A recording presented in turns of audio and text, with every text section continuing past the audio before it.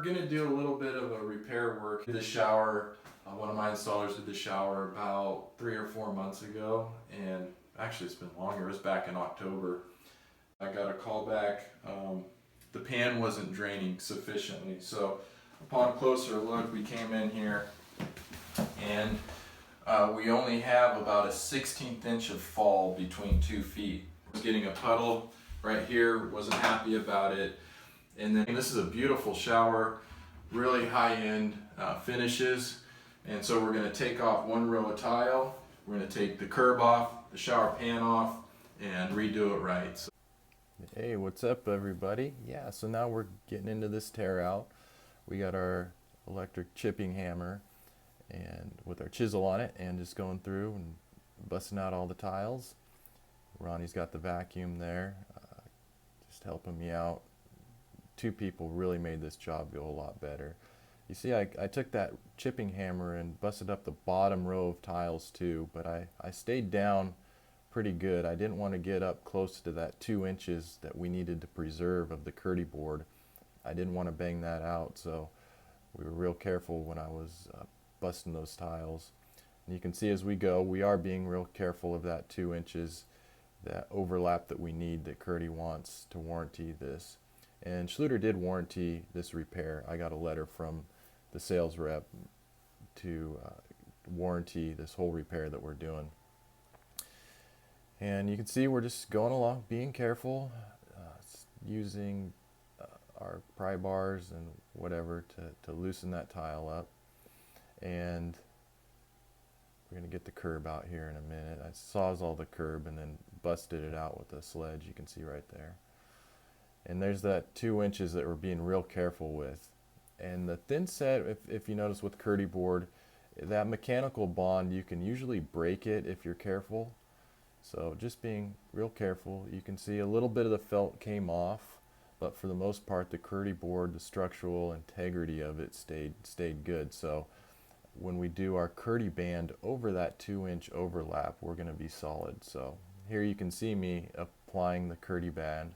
And that Kerdi band is 5 inches, so it's going to give us actually a 2.5 inch overlap on each side onto the new Kerdi board below and the existing Kerdi board that we preserved. And there you can also see that tile that we had to repair that I chipped of the second row.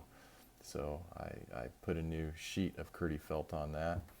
And there I am applying the Kerdi felt, the Kerdi band, that mechanical bond. It's real important to get a good press down on that and use a good loose thin set. So now I'm ready to mix my deck mud to do my slope. What I'm using here is Customs Speed Slope. It's a new product. It's a fast setting deck mud. Really cool thing here. I've used it twice, really impressed with it. I'm using an auger bit to mix it up instead of a mud box.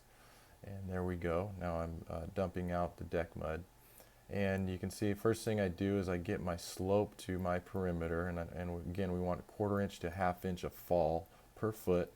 Once I get that, I'm going to go around the whole perimeter and level it up, and that's my screed point. So once I have the outside to the height I want, I'm going to screed off of that, and I just kind of eyeball it, pack it down as I go.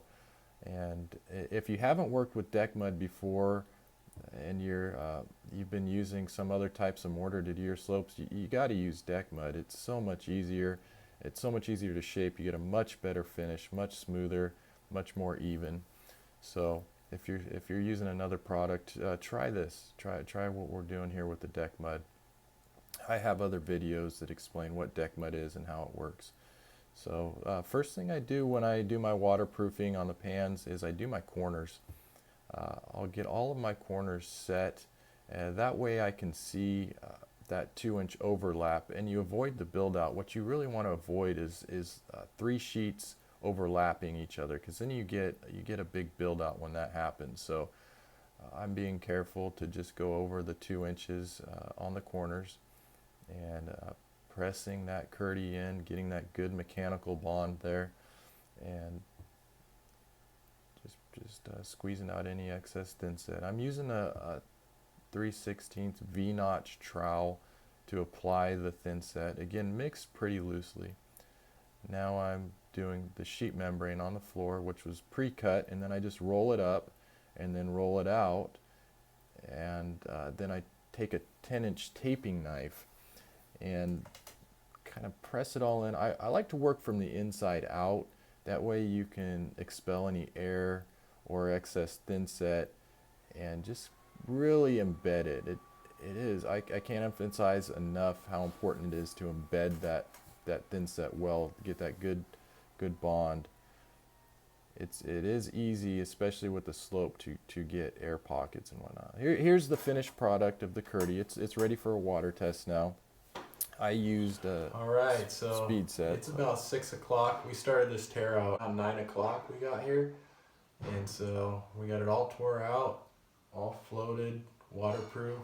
So it's going to be ready to go. I actually used a speed set, so customer can water test it tonight. So now it's time We'll to set the tile tile. tomorrow. I'm going to use a 2x2 mosaic, as you see here. Just working around, getting the tile down. Then I'm doing the skirt pieces, and I'm actually using blue tape to hold those up off of the pan, so that way we're not stacking on the freshly set tile with thin set. Even though it's speed set, it's still going to need an hour or two to really set up. So there you have it. It's all done, and you can see the finished product came out really nice. I'm really happy with how this repair went. It was a lot of hard work. It was over the course. Well, there you have it. Thanks a lot for checking out another one of my videos. Please click subscribe. That encourages me to make more videos and motivates me in this journey alongside of you to get better at what we do. So thanks a lot. I hope you enjoyed it, and I'll see you next time.